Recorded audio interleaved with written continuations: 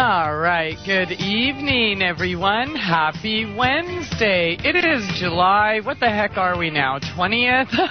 My goodness, time is flying. Thanks so much for joining us here tonight. Truth Brigade on AmericanFreedomRadio.com.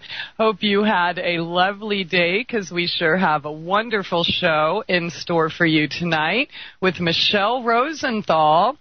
And she is a coach, mental health advocate, public speaker, award-winning blogger, writer, author, workshop, seminar leader, teaching people and guiding them through their recovery of trauma and PTSD with post-traumatic stress disorder. Her website is healmyptsd.com. Lots of excellent information there, so definitely check it out. If you have any questions or comments tonight, please feel free to give us a call at 402-237-2525. And if you'd like to join us on the text chat tonight, that's over at truthbrigade.com. There's a little tab up at the top left. I know we have a new website here and everything launched all this week. So there's a tab up in the top left, and then you can click listen and chat to join us there. But it is so good to have you here tonight, Michele. How are you? Oh, I'm doing terrific. Thank you so much for inviting me. Anytime someone asks me to talk about post-traumatic stress disorder and how we can overcome it, I just get all excited because, as you probably already know, I lost over 25 years of my life to this wholly treatable condition, and so I'm so passionate about making sure that doesn't happen to anybody else.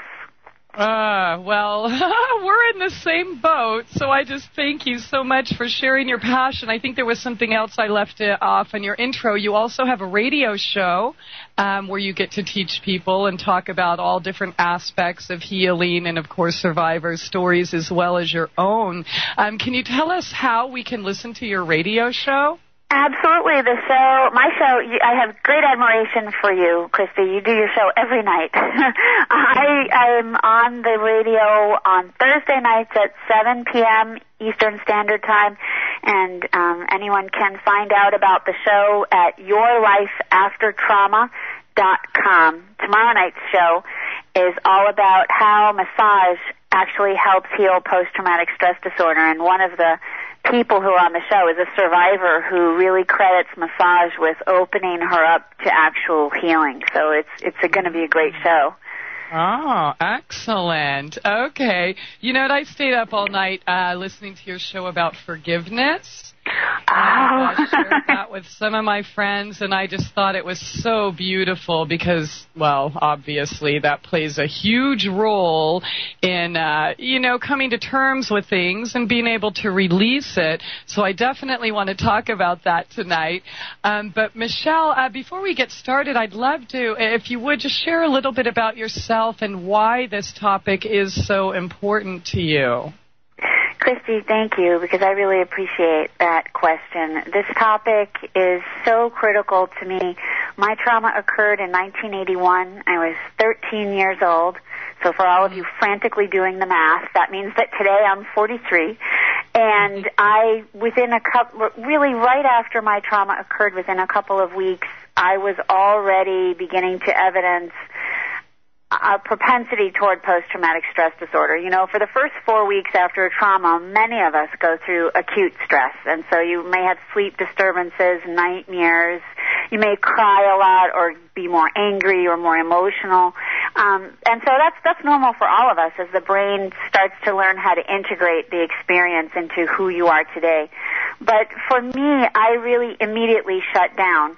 And there are 3 major categories of post-traumatic stress disorder symptoms, and that is avoidance, arousal, and re-experiencing. And so right off the bat, I just was determined to be really good at avoidance after my trauma, because I'm sure for any of you listening, it's hard to talk about what's happened to us, and it's, you know that, certainly, and it's hard to even talk to ourselves about what's happened. And so in an effort to avoid how my trauma made me feel. And my trauma was a medical mistake. A doctor gave me a medication that I was allergic to, which had he read my chart, would have known, but the idea of being allergic to this medication had not been revealed to my family or myself. So once I took the medication, there was no way to stop the allergic reaction, and it turned me into a full-body burn patient, essentially. Wow. Yeah, because Amazing. the medication didn't know what, my body really just couldn't deal with the medication, and so it expelled it through my skin. So if you think about, like, we all have had the chicken pox, you get those teeny-weeny little blisters. And they're itchy, but they're not so bad. But so it's the same idea, your skin releasing some toxin out of your body. But for me, this medical mistake led to this 3-week ordeal in the hospital with an illness so rare none of my doctors had ever seen it. So they didn't really know what to do. And you can imagine if you're a full-body burn patient, it's pretty painful. So by the time I got out of the hospital, the enormity of the pain and what I had experienced, and the fact that there had been a day that I had left my body and I thought I was dying, and I credit my mother for bringing me back. But as a 13-year-old kid, I just didn't know what to do with that. You know, what do you do with all that? And I mean, that's such a transformative period of everyone's life, your teenage years, and then here you are, having to deal with disfiguration and such. That had to be extremely difficult. Well, the interesting thing was that by the time it was all over, I was very lucky. I have spoken with other survivors of what I had, which starts as something called Stevens-Johnson syndrome, which it just affects a little part of your body, and then and there are some people that that's as far as it goes. No more than 10% of their body is affected. For me, it was 100%. Wow. And so that's toxic epidermal necrolysis syndrome, and the important thing is to know that this can happen. I took a regular general antibiotic. It was called Septra. But I just met someone 2 weeks ago. He had taken penicillin. So I met somebody else, she had taken ibuprofen. So it's really important to know what allergies run in your family, because allergies can be passed down and they can be worse in one generation versus another. Both of my grandmothers are allergic to sulfa, and the medication that I took was sulfa-based. So, but the interesting thing is, if you looked at me today, you can't tell what happened to me 30 years ago, because I had really great care. But you're right, when I came out of the hospital, I was a little messy looking. But yeah, and like what you said, Christie, that's a very formative age.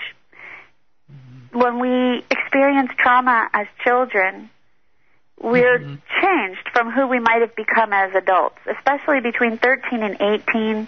That's when you form your identity. And between 0 and 7, that's when you derive all of your perceptions and your beliefs about the world. So when we have traumas in those ages, it really alters who you become. It impacts, I should say, who you would become. Absolutely. Not that makes it worse than somebody who has a trauma when they're 40, because trauma, no matter what you do, is awful to deal with.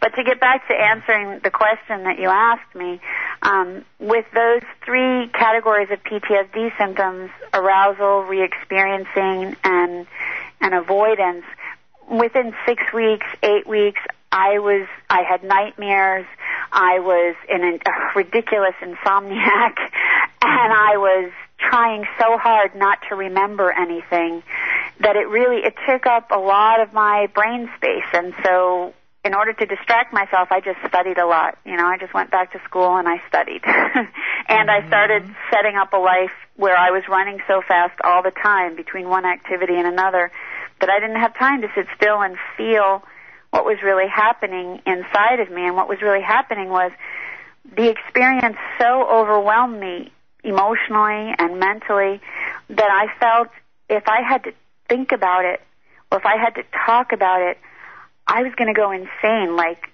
put me in a padded cell in a straitjacket, insane. I just felt so unequipped to deal with it mentally, and so I didn't.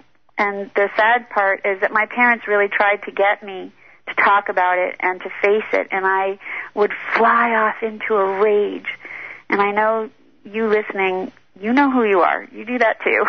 Yeah. Because we just, like, don't come near me. Don't poke me with that stick or I'm going to bite you because I can't handle this and you're making it worse. And that's pretty typical of what happens when you go down the PTSD path.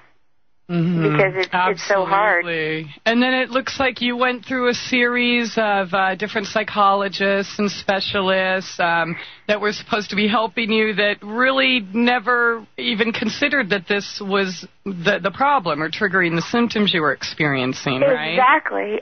Well, let's start with the fact that when I was in the hospital and my mother said, I want a psychiatrist to speak to my daughter before we leave the hospital, people laughed at her. They said, she's a child. She'll bounce back. As if as children we don't imprint. We don't need help, you know. And then I did, because within a few years, I guess, by the time... I have a very strong, close family, and that really helped me cope and hold it together immediately following the trauma. But by the time I graduated high school, things were bad, and I didn't tell anybody. I'm up all night, you know. I cannot. I go to bed and I get so anxious, and that had a lot to do with my trauma. The week before they discovered what was wrong, when I just had this bizarre illness nobody understood, I never slept, and the insomnia that I had throughout my illness just perpetuated itself when I came home, and all of the... You know, I started dreaming someone was trying to kill me. And I didn't tell anybody what was going on because I wanted everyone to think I was strong. And I knew that my family had been through something horrible standing beside me through that illness, and I didn't want anyone to have to deal with any more. And so you really can get yourself into a very isolated position thinking that in order to be strong and carry on, you have to be quiet and not speak. And Christie, you know, that's what I love so much about your guest post on healmyptsd.com today, the idea of getting our voices back when after a trauma we can become so convinced that we don't deserve to speak. Yes, absolutely. I mean, the avoidance, arousal, and re-experiencing thing, I didn't go, obviously, into details because I didn't want to write, 4 books. But I tried to sum it up as best I can. But it was never something that came up in my life like, oh, well, Christie, you know, that's trauma. Or PTSD, and this is how we deal with it. It wasn't even an option to me. And part of the trauma, I didn't have the family support that you did. I wasn't allowed to speak. So it really, taught me just to bottle everything up. And the avoidance arousal re-experiencing, I didn't even find that out until I read that book I wrote about in your post just this year. And that certainly led into a whole lot of revelations and, oh, now I get it. Because the re-experiencing thing, I mean, it's almost like I took over. Okay, well, you're not traumatizing me now, so I'm going to do the work for you. Myself, right? Absolutely. And I think we get to a certain extent, here's the way I see it. I think that after trauma, it's very confusing. Suddenly, and it happens so fast, the trauma and then how we change, and you come out of a trauma and suddenly you're not who you were before, and you didn't have a chance to prepare. And now you're in the after, you're this after person, and all you want to do is get back to who you were before. Yeah. So you spend a lot of time trying to do that, or maybe you don't. Maybe you realize right away, okay, I can't go back. There is no bridge. And then it's very confusing and chaotic to suddenly find yourself somebody else. And then you have to figure out, well, who am I going to be now? Because I can't go back to who I was before. I'm not so crazy about who I've become after because I'm full of all these symptoms or in this stress and these fears. I don't really want to live like that. And you have no idea how to become the new you. and it's very confusing. And, you know, I, like you, went from doctor to doctor. Nobody mentioned the word trauma to me either. I mean, I had a raging eating disorder by the time I was 18. Nobody mentioned that 20% of all eating disorders are comorbid with PTSD. It would have really been nice if somebody had noticed. Instead, they all of the specialists for eating disorders that my parents took me to, kept telling me I had body image issues. And I kept saying, I don't have body image issues. I don't care about this body at all. And that really should have been a flag for somebody, but they kept insisting it was a body image issue. And I'm sure you experienced the same thing. They try to tell you what would make sense to them, not necessarily what's right for you. Yes, exactly. And I mean, we got to admit, being a child, teenager, preteen is already traumatic in itself. We're trying to find who we are and trying to make sense of this crazy world. So having, you know, experiencing something else like that and having to rediscover who you didn't even know who you were in the first place makes it, you know, doubly confusing, I think, or at least for me. I'll speak for myself. But it's that time, Michele. So let's continue this when we return after this short break. Stay tuned, everyone. Michele Rosenthal here on Truth Brigade Radio. Thanks for joining us here tonight. Truth Brigade on AmericanFreedomRadio.com. If you would like to join us for the text chat tonight, that's over at TruthBrigade.com. And any questions or comments, please feel free to give us a call at 402-237-2525. That's 402-AFR-2525. Our special guest tonight, Michele Rosenthal, a mental health advocate, blogger, author, workshop, seminar leader, and coach leading people to recovery, the recovery process. It's, you know, Michele, we have so much in common. Tell me what you're thinking when you say that. I'm just so glad I found you, and it was. I think I even mentioned this in my blog. It wasn't really until the last couple years where I made a conscious decision to heal, but I honestly didn't even know what needed to be healed. You know, so I was reading that book I told you about. It's called Waking the Tiger, Healing Trauma. Right, by Peter Levine. I love that book. It's fabulous. Yeah, it really helped me. And, you know, to break down like the avoidance, the arousal, the re-experiencing. And then, see, I was also a very, sickly child, in and out of the hospital my whole life, over 25 different surgeries. And I didn't know that also, you know, there might be people listening here tonight that think, oh, well, I don't have any trauma. You know, my life is perfect. And, you know, and maybe it is. But, and it is, it all is. Even a life of trauma is also perfect, I think, for us, because it makes us who we are. But finding out that even just going through a surgery, even something that you believe in, your brain and your cells store that information and hold on to it, because instead of just the typical fight or flight response, we so commonly hear about, there's the freeze that our cells hold on to, and so we might not know exactly what's going on or where these things are coming from, but, you know, it helped me put things into perspective and realize, oh, there is a lot more going on here. So, I mean, that really, I think, helped me make a conscious decision to just, you know, kind of go full force ahead and do whatever I can, because like you said you held on to it for 25 years. I mean, I have at least that. And, you know, for me, I wanted to be done with it. It's kind of fun, you know, having an excuse for everything, you know, well, I have trauma or I have this or that. And, you know, but really, it definitely is not conducive to a lifestyle. I knew that there were things about myself that I had completely suppressed and lost entirely, but I never knew why until I found out what trauma and PTSD really are. I think that's so true, and I think it's so common, because for a long time, I just thought I was I thought there was something just really wrong with me. It was just me.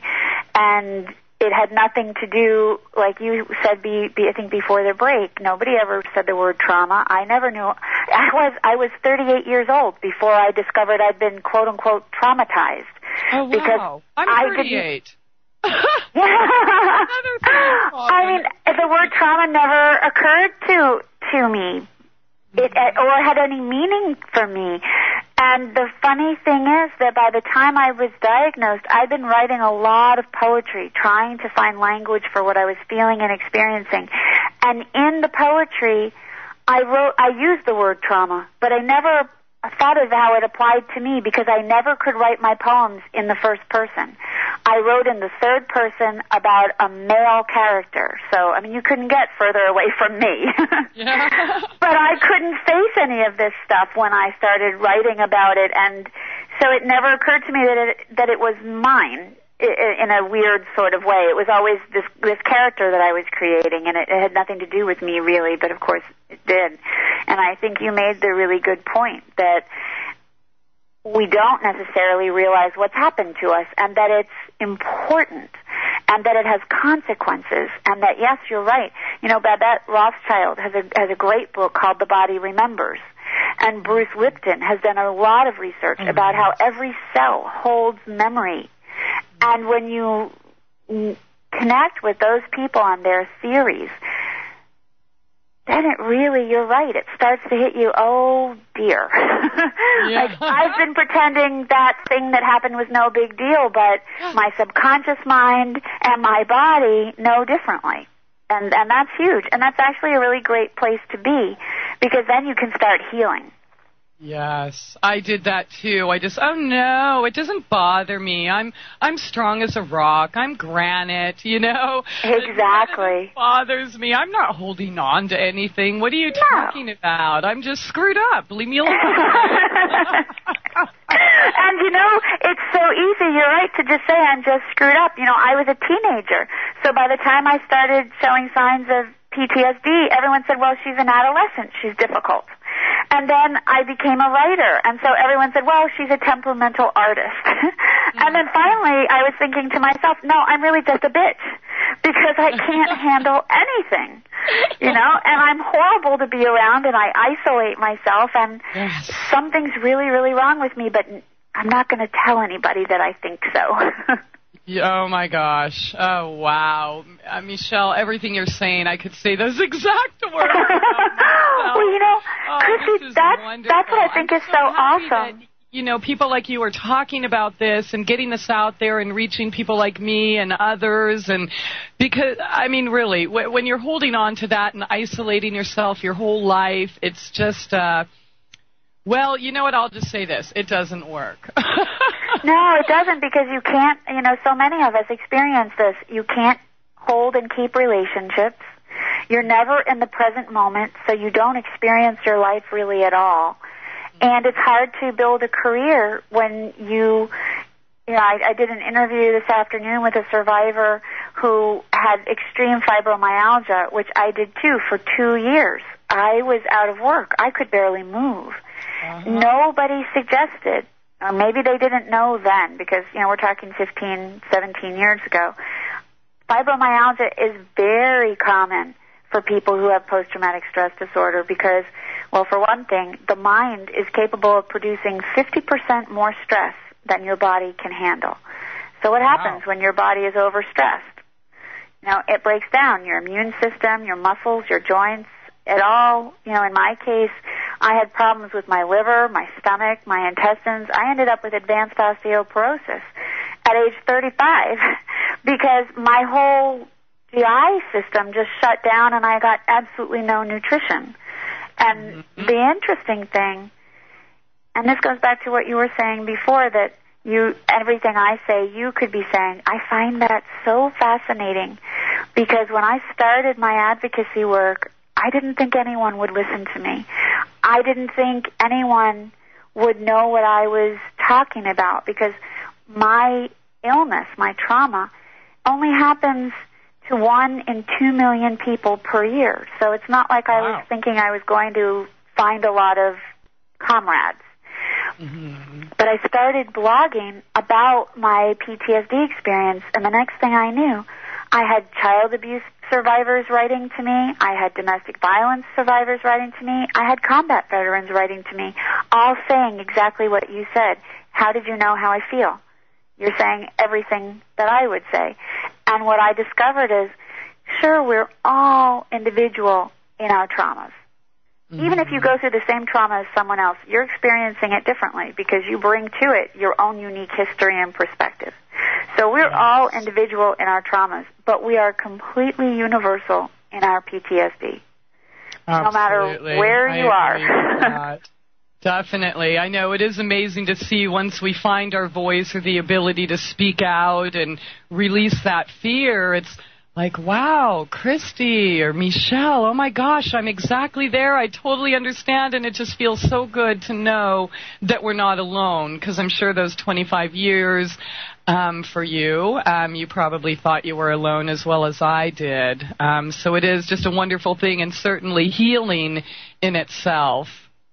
Definitely. Absolutely. Yeah. Michele, we have a caller on the line. And it's unavailable, so let's see if that is you. Welcome to the show. Hi, Christie. Hi, Michele. Hi. Hi, Louie. How you doing tonight? Happy birthday. Thank you.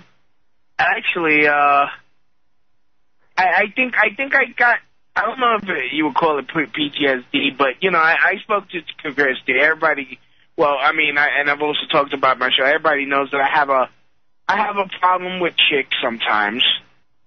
I mean, right, Christie?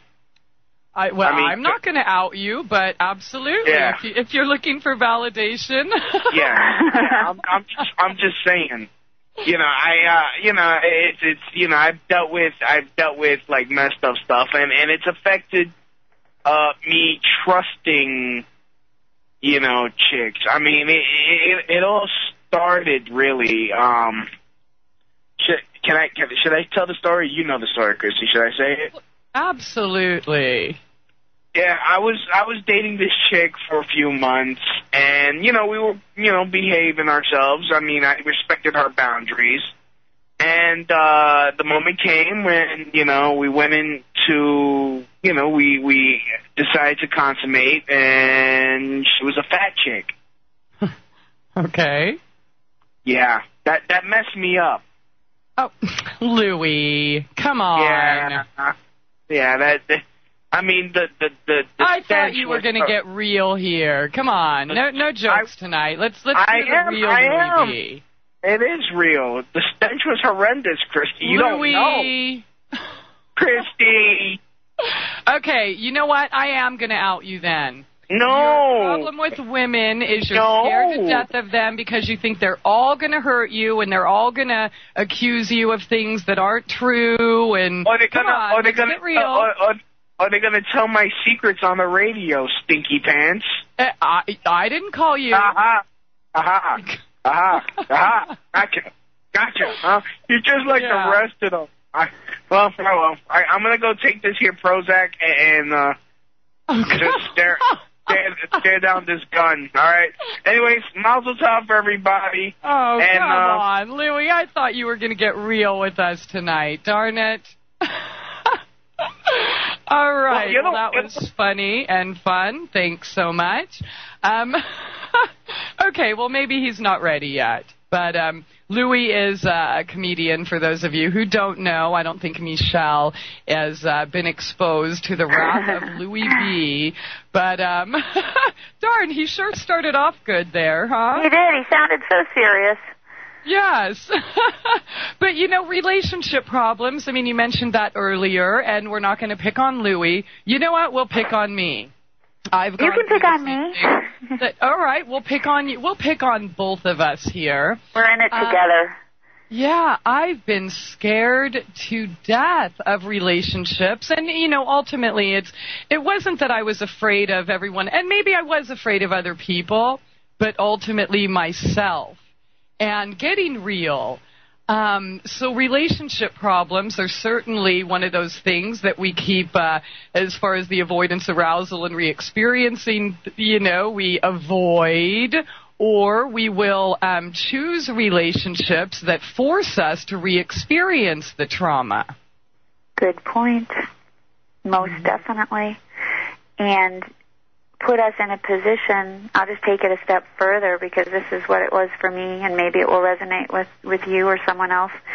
I did not feel that I deserved to survive my trauma. I came out of the hospital distinctly feeling like I really didn't deserve to be there. I so much during my trauma wanted to just die because it would have been better than the pain that I was in. And when I survived, it was not because I chose to. It was because it was because really of the heroic efforts of my parents. And I really came out, and that's how distorted your thinking can be after a trauma, that you don't even think you deserve to survive it.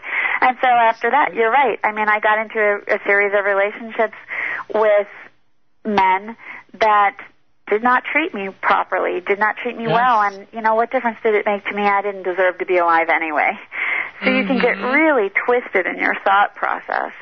You're absolutely and then right. we hold on to them because we've convinced ourselves we don't deserve anything better, and, getting beat up and belittled. It's just par for the course, right? Exactly. And because when you come out of a trauma and you don't know how to process it or let it go, you live in the trauma, and then you crave the trauma. I mean, to me, by the time I was done with my recovery and I really was able to look back and understand it, and actually I discovered this during my recovery, and it really helped me clearly understand what I needed to do. To me, Oh, I'm sorry, Michele. It is that time, so hold that right there. We're going to finish your thoughts when we come back after this short break. Stay tuned, everyone. Michele Rosenthal here on Truth Brigade Radio. Thanks for joining us here tonight with Michele Rosenthal of HealMyPTSD.com. Thanks so much for joining us here tonight. And Michele, please continue where we left off. Sorry about those breaks. Oh, no worries, no worries.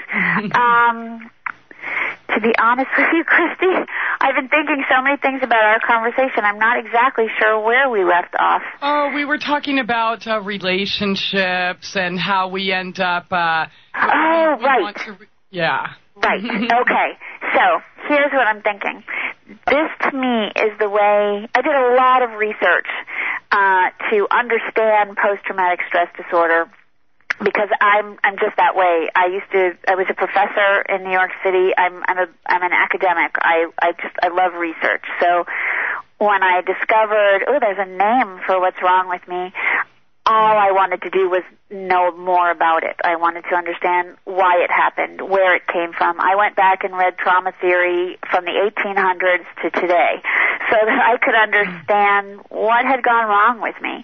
And then I also started just reading memoirs of people who had been through difficult things, because I was looking for inspiration for what can I do? How am I going to overcome this? And out of all of that, what I walked away from about my own experience was that PTSD boils down to two things: an identity crisis and a trauma addiction.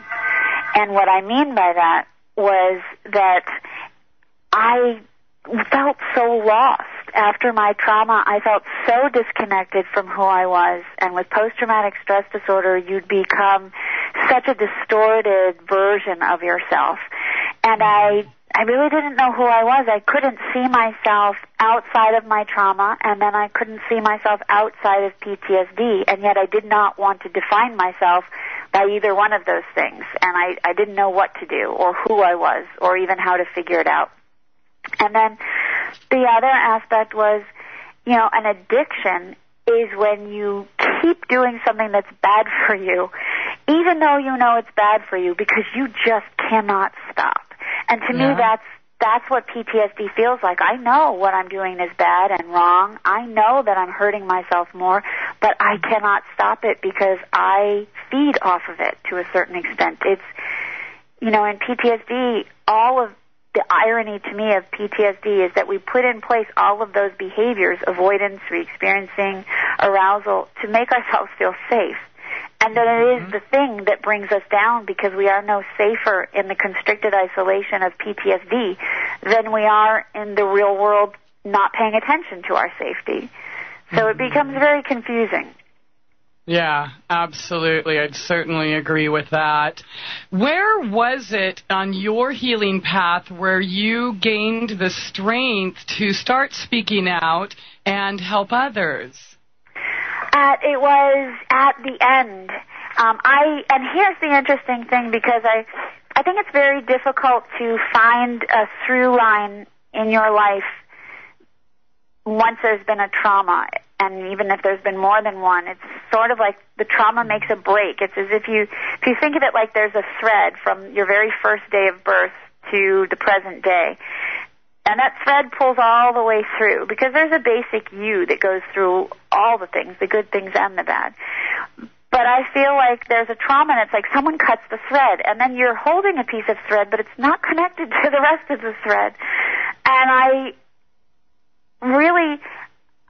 feel like it's important to figure out the thread if you can. And for me, that was writing. I was a writer by the age of 7. I wrote my first novel at the age of 8. So, and I begged my mother to please send it to New York City. It needed to be published. But the reason I'm saying that is that at the end of my recovery, I didn't know what to do with myself. I had to rebuild who I was.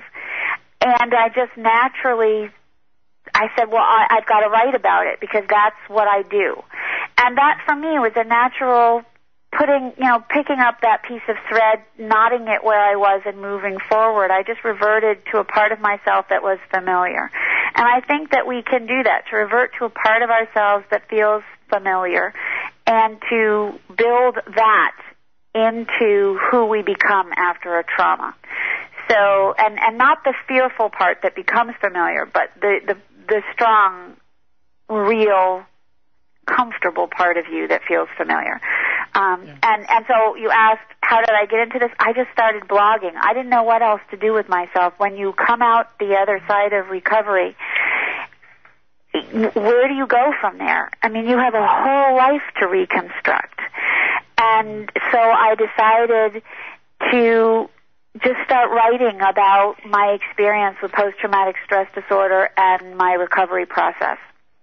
And I really had no intention of getting to where I am today, because, like I said earlier, I really didn't think anyone was going to read what I was writing. I was blogging, but I didn't think, so it was public, but I didn't think anyone would read it, because if you haven't had my trauma, I thought, you're not going to be interested in what I'm writing about. Yes. But the more I blogged about PTSD and my recovery, the more bloggers came to my site, the more people came to read what I was writing, the more they kept reaching out to me and saying, can you help me do what you did? And I thought, I would love to help you do what I did, but I'm not trained. So about a year later, I really got to the point of feeling there are so many people who were asking for help, and I certainly wanted to give back. And I decided, well, now if I'm going to do that, I can't just help people by speaking as a survivor, which I think is important, but in order to help, I really need to understand everything else. And so that's why I went and got trained as a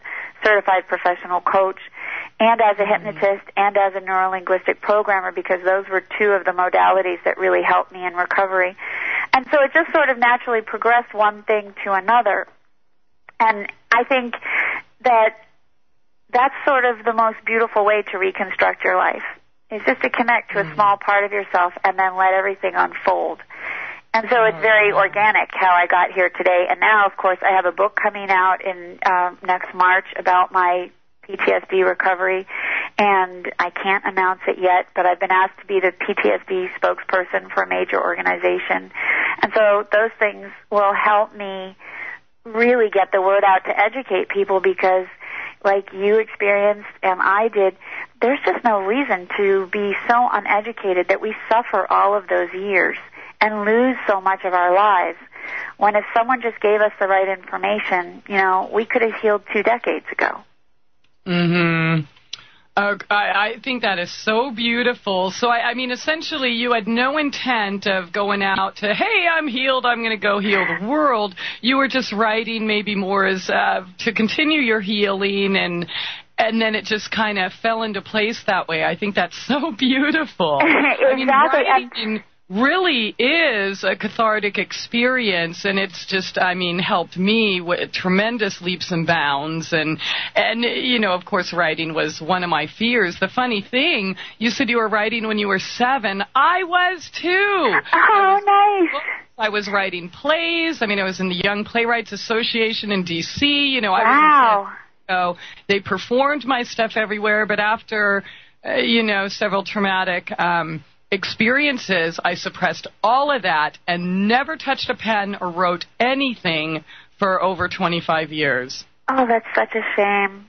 I'm so glad you're writing again, and I'm so glad you're speaking again, because I would say I'm writing again. I just, you know, I did make a few attempts at just like writing simply to release how I feel, and then you asked me to write, and you remember my first email. I'm like, are you on drugs, dude? Don't you know? Yeah, I think your first email was, I don't think so. You're the only one that knows I don't write. You know, sometimes it takes someone who doesn't know you to tap into a big part of you. Just because they do it by accident. It's a challenge, and like I said, I made the conscious decision to heal, and I saw, you know, the rewards of what I had attempted to write previously, you know, in the last few months, and I'm like, right. You know what, let's just try it. And I mean, I think I basically told you, you know what, I'm going to try. Maybe I'll do it, maybe I won't, you know, but I will try. And so I thank you for that opportunity and giving me a little kick and a little nudge, and yeah, I did. Well, you are so welcome, and you have such a great story to tell, and that blog post is on the homepage of healmyptsd.com. So all of your fans can find it right there, and I don't really think that you had to try too hard, because your voice really flows. It was maybe just a matter of, you know, taking the pressure away. I did. I kind of sat there and I'm like, what am I going to do? And then I just, you know, I kind of relived a few things, and, you know, the tears came, and I can't do it. I suck at everything. Oh, I'll never be able to do this. But I guess the survivor in me just kind of said, okay, you know, just put it on paper. And, you know, speaking it to myself, I think helped a lot, because I really wanted to condense it and not go into all the gory details and stuff, but just reach out as, you know, we are all one, and we are going through the same thing, whether, you know, I mentioned whether it's ritual abuse, violence, rape, surgery, you know, any of that. It's all trauma, so we are kind of in the same boat. I mean, we definitely are, and experiencing the same things. So, yes, I thank you so much for that opportunity and getting me out there. So it's that time, though, Michelle. So let's hold this right here, and we're going to be back at the top of the second hour after this short break. Stay tuned, everyone. Her website, once again, is healmyptsd.com. Excellent information, articles, blogs, and shows. Check out our archives. You will not be disappointed. Stay tuned. Truth Brigade Radio with Michele Rosenthal here on Truth Brigade Radio. And if you would like to join us for the text chat tonight, that's over at truthbrigade.com. Any questions or comments, please feel free to give us a call at 402-237-2525. That's 402-AFR-2525. And Michelle's website is healmyptsd.com. That's healmyptsd.com. And I really love your website. Like I said, the archives have just also been a major step in my healing process as well. So I thank you so much for that, Michele. You know, I'm going to kind of go out on a limb here, though.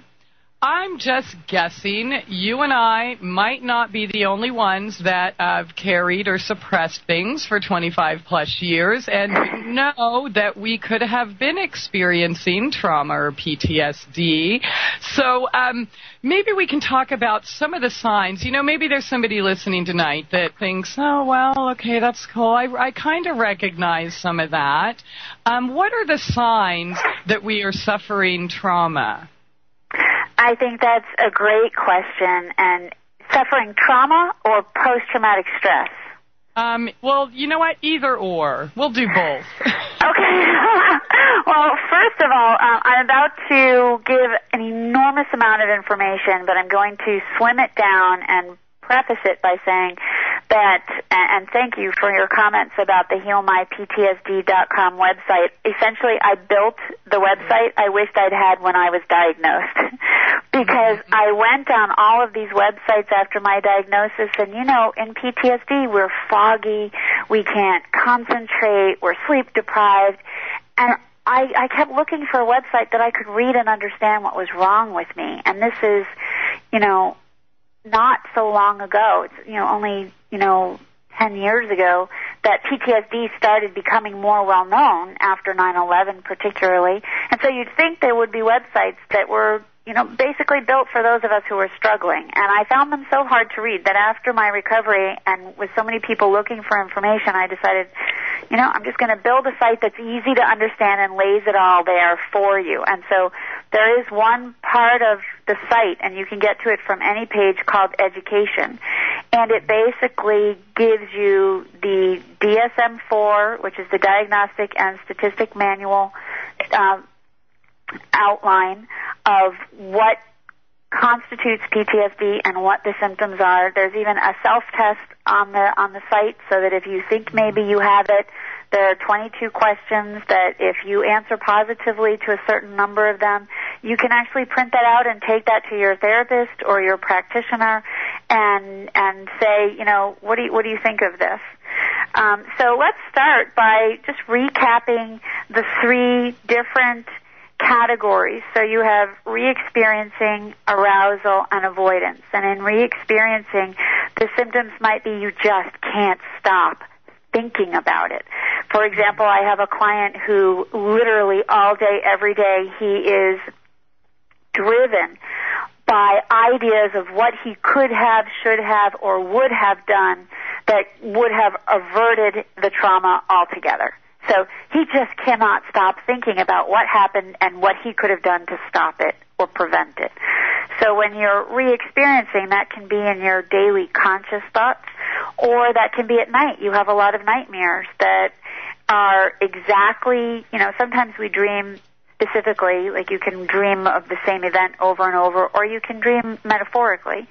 So your brain, for example, I kept dreaming someone was trying to kill me. Now that's not exactly, what the doctor was trying to do, but that was the effect that it had. It's, the mortality rate for the illness that I had is 70%. So I knew that there was a possibility that I wasn't going to make it. And afterward, my nighttime process, when I did finally fall asleep, was just to, dream of that kind of thing over and over. So we re-experience with, and that also is intrusive thoughts. It can be, you can fall somewhere in the continuum of, my client can't stop thinking about it, but you could also, maybe you go 5 hours and then a thought pops in. I have another client who, she just has images of her abuser that pop in throughout the day. So she can function and she manages, but then every so often, just this image comes across her mind. So that's a different kind of re-experiencing. With arousal, you are constantly ready for the next trauma.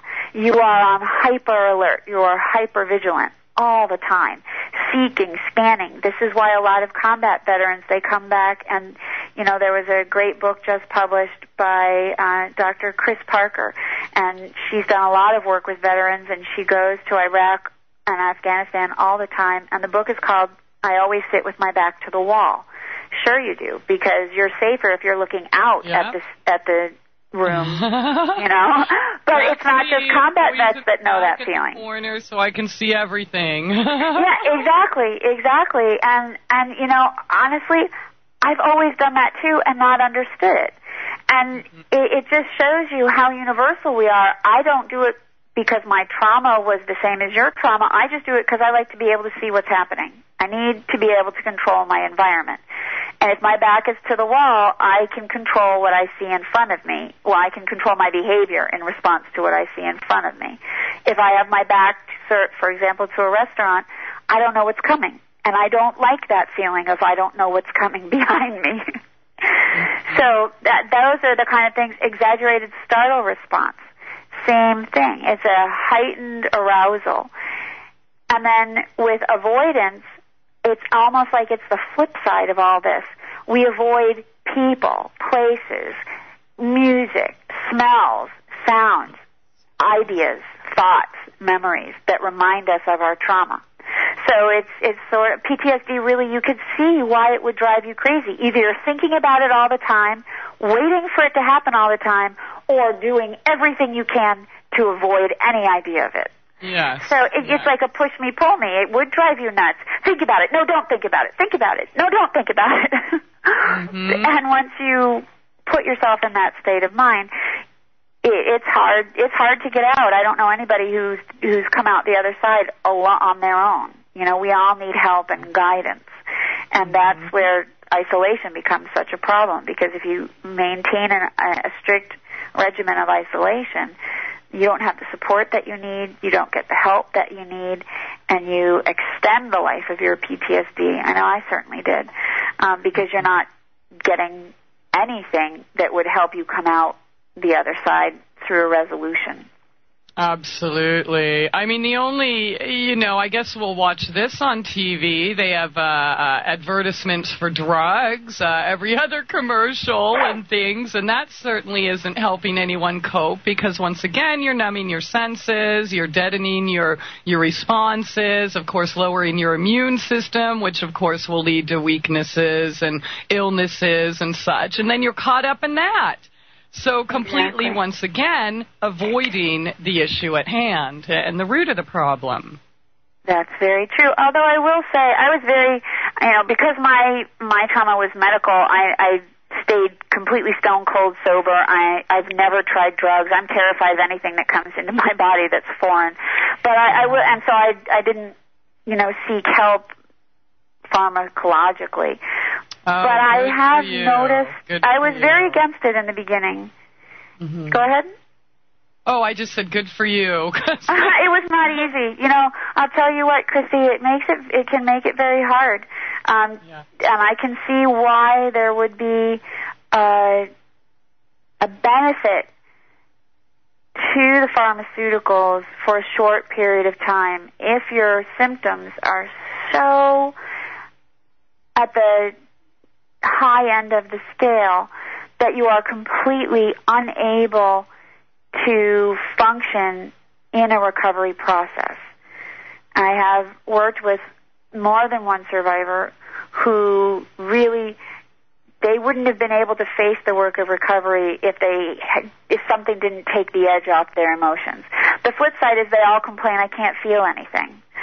And that makes it hard as well. You're so right when you bring that up. But I think that in the way that drugs allow people to gain a certain amount of control and come off the ledge, for lack of a better analogy, they start learning processes in recovery that help them manage, and then you get off the drugs as soon as you can. And I certainly don't think that drugs are for everyone. I think that's an extreme case.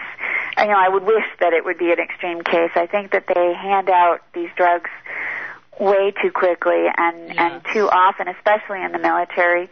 We have, a suicide every hour and 20 minutes, just about, and that in a month is a lot. So we have lost. Actually, that hour and 20 minutes might be longer than that. I just read something today. We have had more suicide deaths in some months than combat-related deaths. Yes. And that's frightening. Yes, I did read that. More deaths by suicide than combat. And that's sad. And the thing is that for many of our veterans, they get a lot of SSRI drugs, which the side effect are suicidal tendencies. So you're taking people who are already strung out and dealing with post-traumatic stress disorder and then giving them drugs, the side effects of which can make them more suicidal. It's a very weird state of affairs. Mm-hmm. And it's not right, because then we're losing service members after they've done so much for us because we haven't found the proper way to really help them. Mhm. Yeah, I completely agree. And it was, I don't know, I think it was by luck or something that helped me along my path, because I certainly didn't get any help in the mainstream community. It was, I could go and they'd offer me any drug I wanted, but I didn't want them, Of course, when you're younger and you don't know better, you just do what the doctor tells you. But there was really no help. And I think the true help and healing comes with, in a therapeutic environment where you're able to talk about it or release it, or even if it's through writing or speaking or music or art or poetry like yourself. Otherwise, we just hold on to it. And, we're kind of like a toxic waste dump, right? We think we can just bottle it up and cover it up. We'll just dump the trash in this landfill. And then, a few years later, the entire community's water is poisoned. Well, that's the same thing that's going on inside ourselves. So we're not only poisoning ourselves further, potentially poisoning everyone around us with our toxic emotions. That's so true. Mm-hmm. That's so true. And I think also that for many of us, we lose all of that time and you can't get it back. Mm. And that is one of my missions, is to raise awareness, yes, for survivors, yes, for their families, yes, for their caregivers, and also for the professionals who don't recognize PTSD and what it means, and the possibility that it can be healed. Because I was with a therapist for many years trying to cope with the myriad of illnesses that you'll understand this, Christie. You were in and out of the hospital, so was I, and I just didn't know how to live like that. And so I went into therapy to figure out how to be a chronic patient. And for 8 years, this man never once said to me, I think you might have PTSD. Mm-hmm. Yeah. And to me, that's criminal. How could you look at me when it was just so obvious? And so for me, also, I'll give you another example. I worked with a client who she was 48 when I met her. She had PTSD since the age of 2, and she was working with a psychiatrist and a psychologist who both told her, you will just have to learn to live with this. For 7 years, they told her, you cannot heal, you just have to cope. Oh, wow. I met her because she was suicidal and reached out to me, and I agreed to work with her, and I believed in her. I believe all of us have enormous healing potential. The goal is just learning to access it. And I worked with her for 2 years, and she is now no longer suicidal. Off all 3 of the medications that she was on. She sleeps through the night. She's putting her life back together. She, too, is a writer. She's now working on a novel. She's no longer working with me. She's fine. She has no PTSD symptoms anymore. She's done with me. She's done with the psychologist and the psychiatrist who she, got rid of along the way.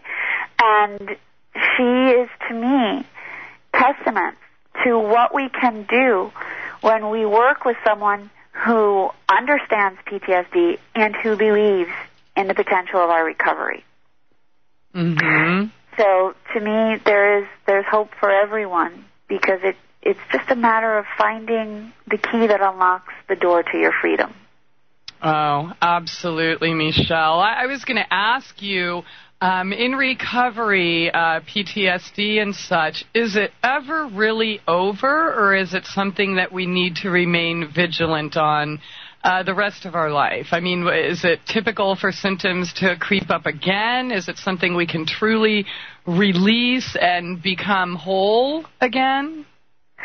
I believe that we can truly release and become whole. Now, whether or not any specific individual accomplishes that, that's up to each person. Who you work with, how hard you work, how willing you are to do the work, what modalities you use, how deeply they resonate with you, whether or not you're even ready to heal. I know that I've been whole, I've been symptom-free, I've been in triggering medical situations and able to see I'm fine. As a matter of fact, the last triggering medical situation I was in, I burst into tears because I was so fine. I was so relieved that I felt okay. But instead of just being spinning out of control, I worked with the doctor. I took care of myself. Everything was fine. And at the end of it all, I was so relieved that I had not relapsed, that I did not have symptoms, that I was fine, because for me, medical situations were enormously triggering. And I just burst into tears with relief. I really did it. I'm really fine. I mean, there were tears of joy, not sadness. That I was so excited to have been in a situation that would have unraveled me before, and I was completely fine. So, and I see that in other clients that I've worked with, and then they've, when we're finished, they no longer have symptoms, and they're living their lives. And wonderful. Michele, I am so sorry it's that time again, so hold that right there. We will continue after this short break. Stay tuned. TruthBrigade Radio. Thank you so much for joining us here tonight with Michele Rosenthal. Her website is healmyptsd.com. And excuse me, there goes my voice. I've been posting a bunch of links and stuff from your website, symptoms of PTSD and the tests and articles and such. And, in the text chat we're talking about the prevalence of PTSD. What are your thoughts on that, Michele? It's enormously prevalent, more than people realize. There is a page on the healmyptsd.com website called PTSD Statistics. It's under the Education tab. And the statistics are amazing. For example, studies estimate that at any given time, 5% of the U.S. population has PTSD. And personally, I think that's low, because that only includes the number of people who are diagnosed. Not all of us who are wandering around don't know. So, but if you do the math, I mean, that's millions of people. So that's the irony. We feel like we're so alone, and the fact is, the person sitting next to you on the bus could be feeling exactly the way you are. So you have that. There's also studies that estimate up to 40% of our military is coming back from Iraq and Afghanistan with symptoms of post-traumatic stress. No surprise there, That's another lie. I think it's much higher. Well, actually, maybe. Well, 40% is pretty high. So that could be closer to the truth than at least the other statistics, Yeah.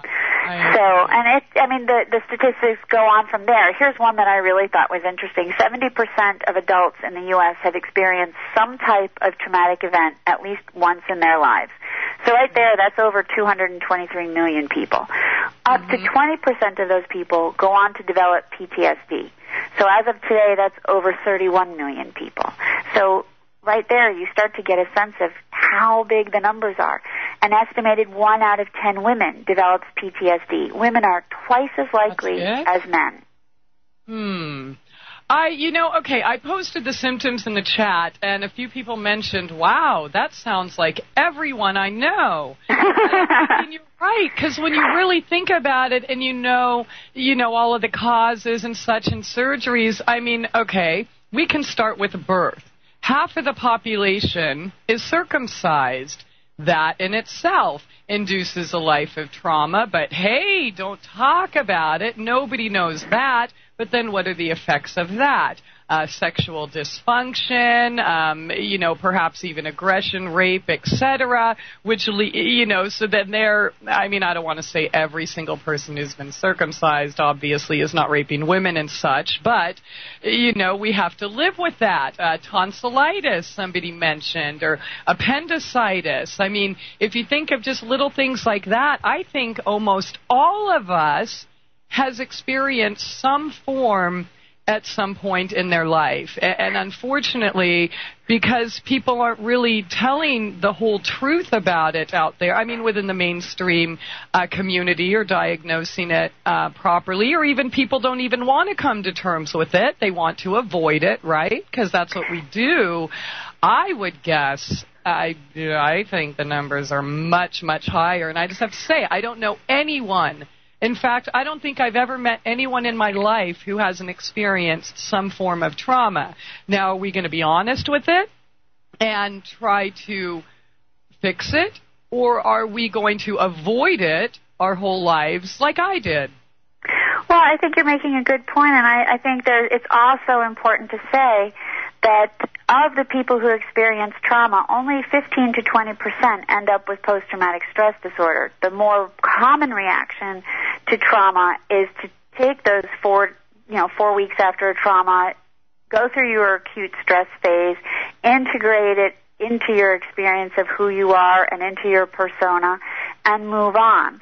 So we should stop here and say that while it's true that everybody's experienced some sort of trauma, and while everybody might have, a nightmare or more, other people have intrusive thoughts, the PTSD diagnosis really clinically comes from surviving a life-threatening situation in which you felt helpless, and after which, more than 4 weeks later, you are experiencing symptoms in those 3 categories that are rendering you dysfunctional in your personal and professional life. So when you narrow it down to that scope, then while it's true everybody's had trauma, they're not all affected that acutely. Okay, so what do you think the defining factor is? Why is it that some people will experience, full-on PTSD and others do not?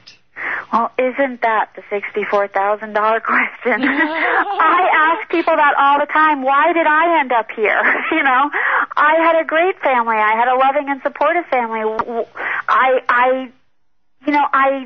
What happened to me? Why did I fall off the cliff?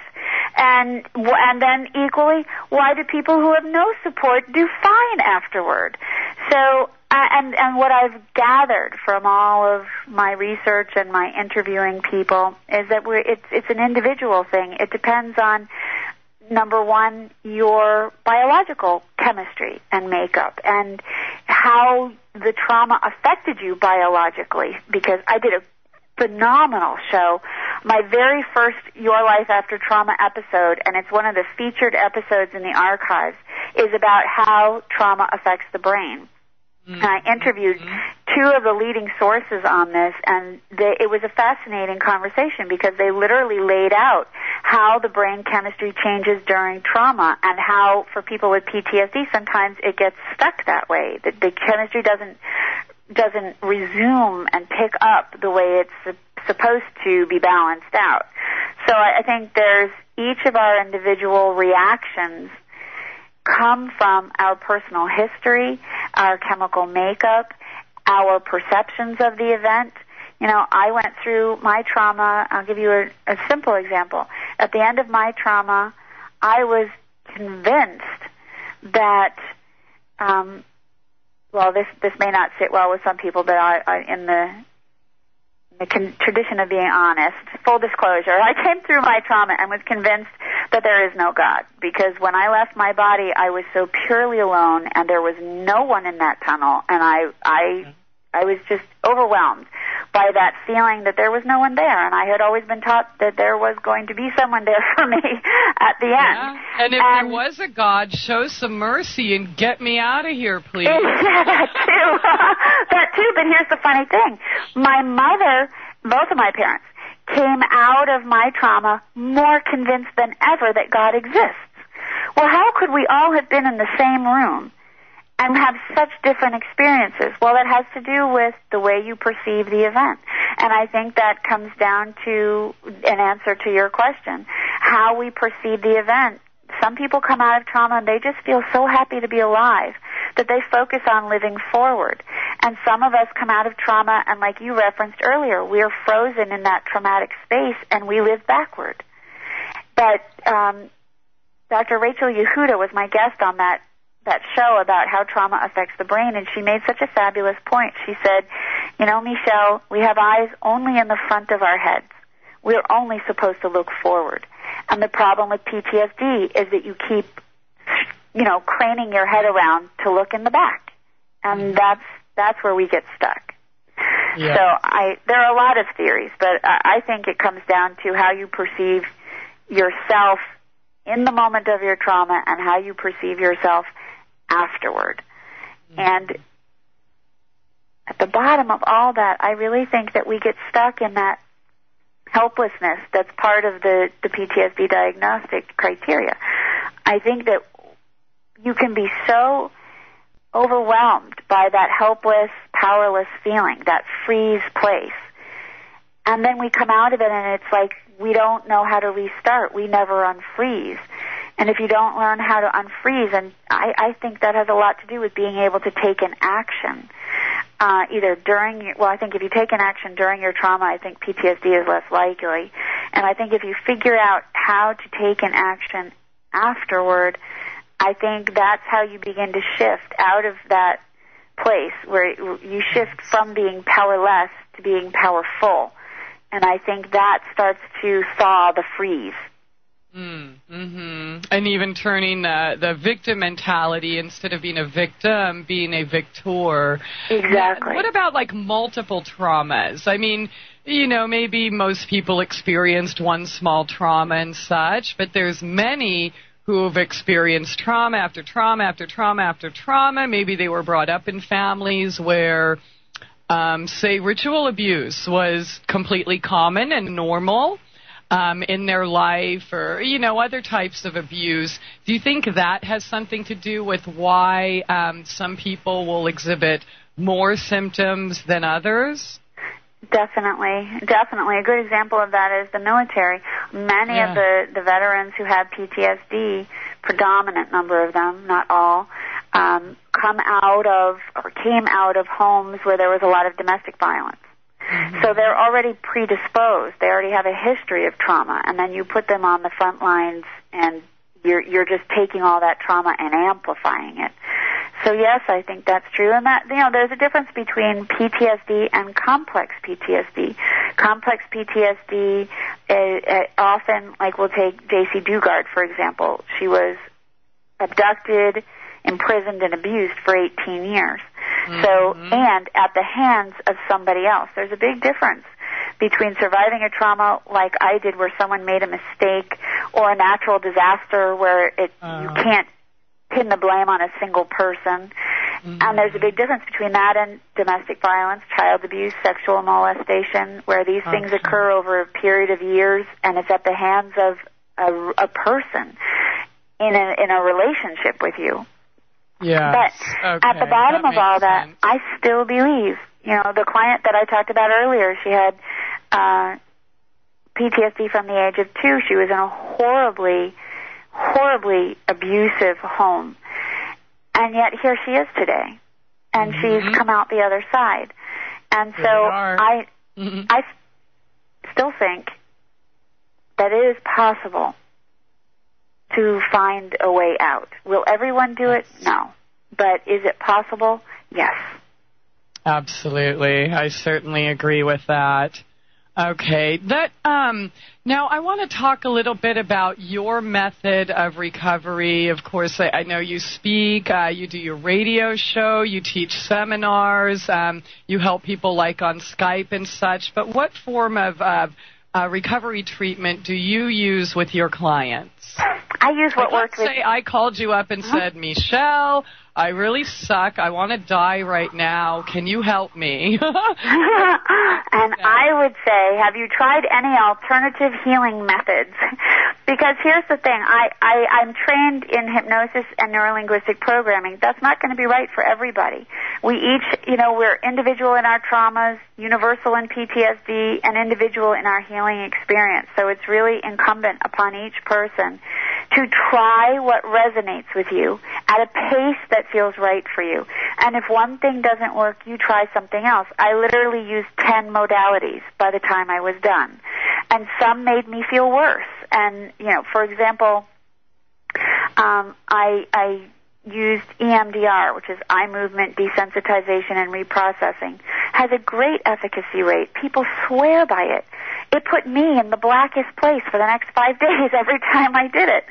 So you just have to be sensitive to judging, okay, when we face our traumas and go into recovery, there's a certain element of you are going to feel worse. Because when we're in PTSD, what are we doing? We're controlling, we're avoiding, we're suppressing. And then in recovery, what are we doing?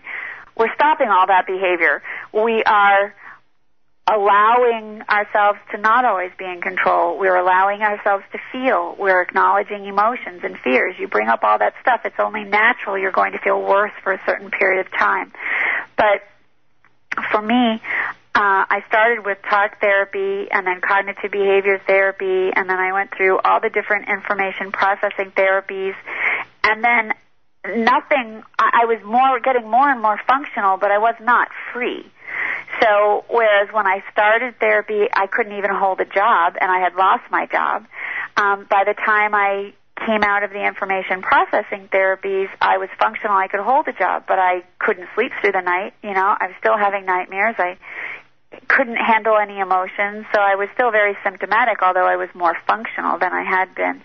And so I just kept trying one thing after another, and the things that brought me to freedom were hypnosis and neurolinguistic programming. And the important element, the big takeaway for me from my research and my training and my own process and the clients that I've worked with, is that I think there needs to be a dualistic approach. I think we need to be able to put language to our history.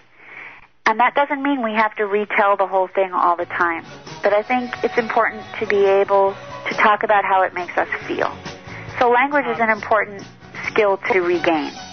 Yes, definitely. And somebody to talk about that with in a safe environment. Michele, it is that time again, so hold that right there. We will be right back after this short break. Once again, Michele Rosenthal, HealMyPTSD.com. Stay back. My goodness, last segment here already tonight with Michele Rosenthal of HealMyPTSD.com. Thank you so much for joining us here tonight. Michele, we have about 10 minutes left. Let me ask you this. How does a survivor know when they are completely free? Oh, that's a great question. Let me wrap up the answer to the question before the break, because it actually segues right into that. What I was saying before the break is that I think it's important to be able to put language to our experience, even if it's just our PTSD experience. And I think from that comes healing, finding language, finding a way to let it out of the inside of who we are. And so traditional therapeutic methods are great for that. They also give great tools for learning to be more present and how to handle stress and anxiety. But here's what I've learned from my experience, what I've studied, and what I've seen with clients, and from other survivors that have contacted me. It's very important, I think, to have a two-pronged approach to recovery, where you're using both traditional and alternative methods. And on the HealMyPTSD.com website, the treatment tab has an overview of the most popular traditional and alternative methods. And here's why I think it's important. Your mind is divided into two different sections, the conscious mind and the subconscious mind. So the conscious mind is where you and I are right now. We're talking, we're being logical and analytical, and your conscious mind is the place where you have all of your short-term memory and your decision-making processes. Are you ready for this? How big do you think your conscious mind is, percentage-wise? If you have the conscious mind and the subconscious mind, how much of a percent is your conscious mind, would you guess? Oh, wow, mine? Yeah. Let's see, less than 1/1,000,000th of a percentage? Actually, that's pretty close. The conscious mind is 12% of your brain. Just 12%. So we spend most of our waking lives in the 12%. The 88%, which is your subconscious mind, is what holds all of your memories from the day before you were born till today, even the ones you can't consciously remember, are embedded in neural pathways in your brain. Your subconscious mind holds all of your beliefs, your associations, your perceptions, your emotions. The 88% that you barely ever spend time in actually